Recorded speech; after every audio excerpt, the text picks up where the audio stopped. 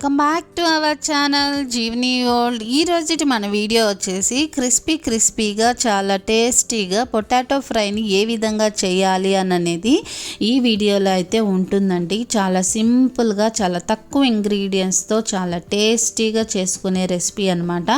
So చాలామంది potato ఫ్రైని డిఫరెంట్గా try చేస్తూ ఉంటారు. బట్ నేను చెప్పిన స్టైల్లో ఒకసారి ట్రై చేయండి, టేస్ట్ మాత్రం అదిరిపోతుంది. ఇంకెందుకు ఆలస్యం, దీన్ని ఏ విధంగా ప్రిపేర్ చేయాలో తెలుసుకుందామా. దీనికి గాను ముందుగా నేను ఇట్లా ఒక 5 పొటాటోస్ని తీసుకున్నాను. సో ముందుగా వీటిని వచ్చేసి బాగా వాష్ చేసుకుంటున్నాను.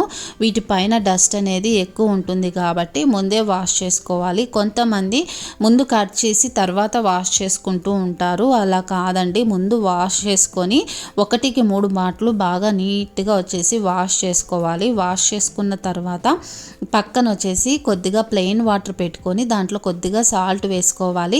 మనం కట్ చేసుకున్నటివి ఈ ఉప్పు నీళ్ళ వాటర్లో వేసేసుకుంటే మనకి రంగు అనేది మారకుండా ఉంటాయన్నమాట. ఇప్పుడు వాష్ చేసుకున్న ఈ ఉల్లగడ్డల్ని వీడియోలో చూపిస్తున్న విధంగా వాటికి ఉండే స్కిన్ మొత్తాన్ని తీసేసేయాలన్నమాట. సో ఈ విధంగా నేను మొత్తం 5 ఉల్లగడ్డల్ని స్కిన్ అంతా తీసేసి రెడీగా పెట్టుకున్నాను. ఇప్పుడు ఒక్కొక్క దాన్ని తీసుకొని వీడియోలో చూపిస్తున్న విధంగా కట్ చేసుకోవాలండి. మరీ లావు పీసులుగా కట్ చేసుకోకూడదు, మరి అలానే సన్న పీసెస్గా కూడా కట్ చేసుకోకూడదు. జస్ట్ ఒక మీడియం పీసులాగా కట్ చేసి పెట్టుకోవాలి.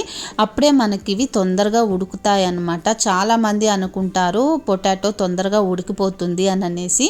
తొందరగా ఏం ఉడకదండి, కొద్దిగా టైం టేకింగే పడుతుంది. కాబట్టి చిన్న పీసెస్గా కట్ చేసుకున్న వాటిలన్నిటిని ఉప్పు వాటర్లో అయితే వేసేసుకున్నాను. తర్వాత సాల్ట్ వాటర్లోంచి మళ్ళీ డ్రైన్ అవుట్ చేసి పక్కన సపరేట్గా ఇంకొక గిన్నెలోకి అయితే ట్రాన్స్ఫర్ చేసుకోవాలి.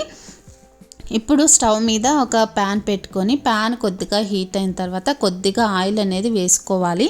ఆయిల్ బాగా హీట్ అయిన తర్వాత దీంట్లో ఆవాలు, మినపప్పు, శనగపప్పు, నెక్స్ట్ వచ్చేసి ఎండుమిరపకాయ, కొద్దిగా కచాపచాగా దంచుకున్న తెల్లగడ్డలు, కొద్దిగా కరివేపాకు ఇవన్నీ వేసుకొని వీటిని కొద్దిగా బాగా ఫ్రై చేసుకోవాలి.